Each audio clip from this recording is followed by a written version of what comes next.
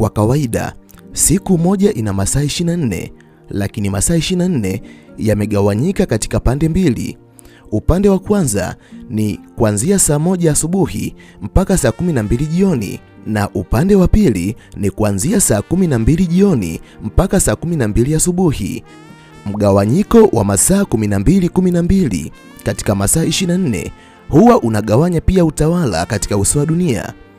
Asubuhi mpaka jioni ni wakati ambao wanadamu hujihusisha katika shughuli mbalimbali za kuingiza kipato pamoja na kutimiza ndoto na malengo aliyokuwa nayo katika maisha. Lakini jua linapozama na giza likaanza kutawala katika uso wa dunia, wanadamu mbalimbali hurejea katika makazi yao kwa ajili ya kujipumzisha ili kujiandaa na siku inayofuata. Lakini jambo ambalo unatakiwa kulijua na kuliweka akilini, wakati wa mchana ni wakati ambao mwanadamu huwa anatawala katika maeneo mbalimbali ya ulimwengu, lakini kiza kinapotanda katika ulimwengu huwa ni utawala wa nguvu nyingine. Kwa sababu giza linapokuwa limetawala katika uso wa dunia, ni wakati ambao nguvu za kiroho huwa zinakuwa zikifanya kazi zaidi katika uso wa dunia kuliko wakati wa mchana.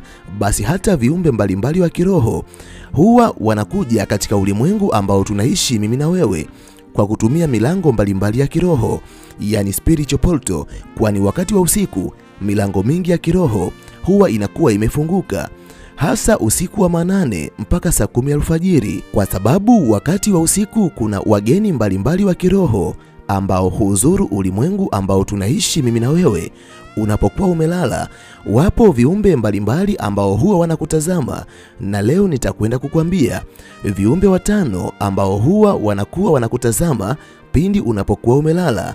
Kama wewe ni moja kati ya binadamu wanaotamani kujifunza kuhusiana na jambo hili, amini video hii nimeitengeneza mahususi kwa ajili yako. Na kama unatamani kuendelea kujifunza mambo mbalimbali kupitia video zetu, jiunge nasi kwa kusubscribe katika chaneli hii ya Fafanuo Media. Hapo utakuwa wa kwanza kupata video zetu pindi tunapoziweka kwenye chaneli hii. Hautajutia MB zako, kwani mara zote tunajitahidi kuwa bora zaidi ya jana. Asante, enjoy. Wafuatao ni viumbe mbalimbali ambao huwa wanakutazama pindi unapokuwa umelala. Namba 1, malaika. Malaika ni moja kati ya viumbe ambao wewe unapokuwa umelala, wao huendelea kukutazama ili kuhakikisha unakuwa salama. Na mara nyingi kwa binadamu wenye imani ya kweli kwa Mwenyezi Mungu, ambao kabla ya kulala wana kawaida ya kufanya ibada ili wajikabidhi katika ulinzi wa Mwenyezi Mungu. Hawa ni wanadamu ambao pindi wanapokuwa wamelala, basi malaika ambao wanahusika na jukumu la ulinzi huwa wanawalinda. Na mara nyingi binadamu wengi wa kundi hili wanapokuwa wanalindwa na malaika, basi hakuna vitu vibaya ambavyo vinaweza kutokea katika nyumba zao. Hakuna nguvu za kishirikina ambazo zinaweza kufanya kazi katika makazi yao, wala hakuna viumbe wabaya wa kiroho kama majini, mizimu na mashetani wanaoweza kuvamia makazi yao na kuwafanyia uharibifu wa kiroho.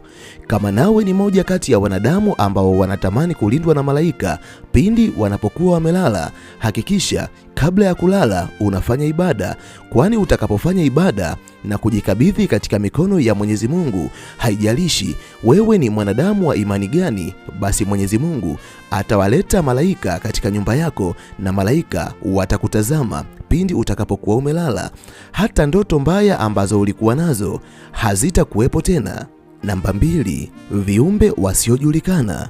Mwanadamu anaweza kuwatambua viumbe mbalimbali kwa sababu amewahi kuwaona ama amewahi kusimuliwa kuhusiana na viumbe hao, au amewahi kuwasoma katika simulizi mbalimbali ya vitabu vya dini ambavyo tunavitumia katika imani zetu. Lakini kwa sababu Mwenyezi Mungu aliumba mamilioni ya viumbe wanaoonekana na wasioonekana kwa macho ya kawaida, wapo viumbe mbalimbali ambao wanadamu hawajawahi kuwasikia wala hawawajui kabisa, kwani ni viumbe ambao hawajawahi kuandikwa sehemu yoyote wala hawajawahi kusimuliwa sehemu yoyote. Wapo baadhi ya wanadamu ambao wamekuwa wakiripoti kuwa Walipokuwa wamelala, waliweza kuwaona viumbe ambao hawakuwatambua ni viumbe gani. Yaani walipofumbua macho yao ghafla, ndani ya muda mfupi waliwaona viumbe ambao wamesimama mbele yao, na baada ya muda huo huo viumbe hao walitoweka. Licha ya kuwa walifanikiwa kuwaona viumbe hao ndani ya muda mfupi, lakini hawakuweza kuwabaini ni viumbe wa aina gani wala viumbe hao wana lengo gani, bali wanachoweza kukisimulia tu ni kuwa waliweza kuwaona ndani ya muda mfupi viumbe hao wakatoweka. Haijulikani kama viumbe hao ni wazuri au ni wabaya, jambo ambalo unatakiwa kulijua na kuliweka akilini. Kuna mamilioni ya viumbe ambao hawawezi kuonekana kwa macho ya kawaida, kwani Mwenyezi Mungu aliweza kuwaumba viumbe wengi sana katika ulimwengu wa kiroho. Hivyo kama wewe ni moja kati ya wanadamu ambao hawatamani kutembelewa na viumbe wa kiroho ambao hawajulikani, jikabidhi kwa Mwenyezi Mungu, fanya ibada kabla ya kulala, ili Mwenyezi Mungu asiruhusu viumbe ambao hauwajui waweze kuingia katika makazi yako. Na wapo baadhi ya binadamu ambao walieleza kuwa pindi walipoenda kulala walikuwa wanapata hisia ni kama kuna mtu anawatazama, na huo ni wakati ambao iliwawia vigumu hata kupata usingizi. Kama nawe ni miongoni mwa wanadamu ambao kuna nyakati unapokuwa umelala huwa unahisi ni kama kuna mtu anakutazama, yani kuna hisia inakuonesha kabisa haupo peke yako katika chumba ambacho umelala, yupo kiumbe mwingine ambaye anakutazama, basi ujue katika chumba ambacho umelala yupo kiumbe mwingine ambaye anakutazama. Na mara nyingi hisia hiyo anaweza kuwa nayo mwanadamu mwenye nguvu za kiroho, kwani kama hauna nguvu ya kiroho, hata makazi yako yanapovamiwa na kiumbe ambaye hauwezi kuonekana kwa macho ya kawaida, unaweza usihisi uwepo wake.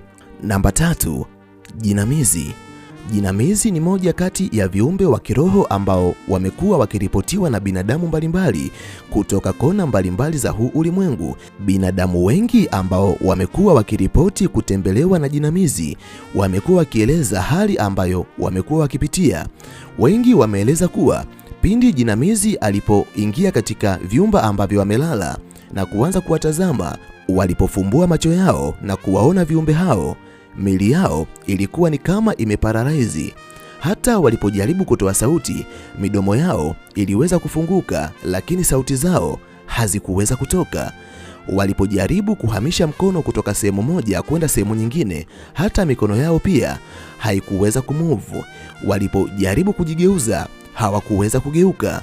Mara nyingi walibaki katika aina ya mkao ambao wameutumia kulala bila hata kuweza kufanya chochote. Kwa lugha rahisi tunaweza tukasema walipoteza udhibiti wa mwili wao. Lakini baada ya kiumbe huyo kuondoka, ndipo walipoweza kupiga kelele na kuuhamisha mwili wao kama walivyotaka. Na wengi wao wamekuwa wakiripoti kuwa majinamizi yamekuwa yakiwakaba kabisa. Pamoja na wanadamu mbalimbali kutoka kona mbalimbali za ulimwengu ambao tunaishi mimi na wewe kuonesha ripoti mbalimbali kuhusiana na matukio ya kuvamiwa na majinamizi pindi wanapokuwa wamelala, lakini bado haijawahi kueleweka ni kitu gani ambacho majinamizi huwa wanakitaka kwa wanadamu hadi kupelekea kuwavamia wanadamu na nyakati nyingine kuwakaba pindi wanapokuwa wamelala. Pamoja na ripoti mbalimbali ambazo zinaonesha madai ya binadamu wengi kuvamiwa na majinamizi pindi wanapokuwa wamelala, alafu mili yao ikapitia hali ya kuparalaizi katika muda fulani, lakini wapo wanasayansi ambao wamekuja na ripoti za tafiti zao kuwa wakati mwingine huwa sio jinamizi bali ni ubongo huwa unatoa kemikali ambayo hupelekea mwili wako kuparalaizi pindi unapokuwa umelala, ili kufanya mwili wako uwe na utulivu, usije ukajigeuza na kudondoka katika kitanda ambacho umelala. Pamoja na hayo yote, lakini binadamu wengi wameendelea kusisitiza kuwa si hali ya kibiolojia bali ni kweli kabisa wamekuwa wakivamiwa na majinamizi hasa wanapokuwa wamelala chali.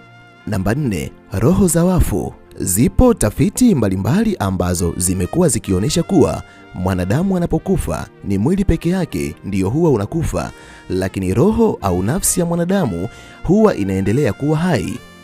Wapo wanadamu ambao wamekuwa wakiripoti kuwa pindi wanapokuwa wamelala, ndugu zao ambao walikufa zamani waliweza kuwatembelea na waliweza kuwaona kupitia ndoto, na baadhi ya binadamu walisema hivi, waliweza kufumbua macho yao na kuwaona kabisa binadamu ambao walikufa zamani, na ndani ya muda mfupi binadamu hao waliweza kutoweka katika macho yao. Binadamu wengi ambao waliwaona watu ambao walishakufa zamani walisema wakati mwingine watu hao waliwapa ujumbe fulani, na kuna wakati watu hao waliwapa maagizo fulani ambayo walitakiwa kuyatekeleza, na pale ambapo walishindwa kuyatekeleza majukumu ambayo walipewa na watu waliokufa, watu hao waliendelea kujionesha mara kwa mara mbele yao, lakini pindi walipofanikiwa kutekeleza majukumu waliopewa, watu hao walitoweka na hawakuwahi kuonekana tena katika maisha yao. Hivyo wakati mwingine imekuwa ikiripotiwa kuwa roho za binadamu ambao walikwisha kufa huwa zinaweza kujidhihirisha pindi mtu anapokuwa katika usingizi, na ndiyo maana watu wengi pindi wanapokuwa wamelala wanaweza kuhisi uwepo wa baadhi ya ndugu zao ambao walishakufa zamani. Namba 5, kiumbe mwangalizi. Kuna kiumbe ambaye kwa lugha ya Kiingereza wanamwita The Watcher.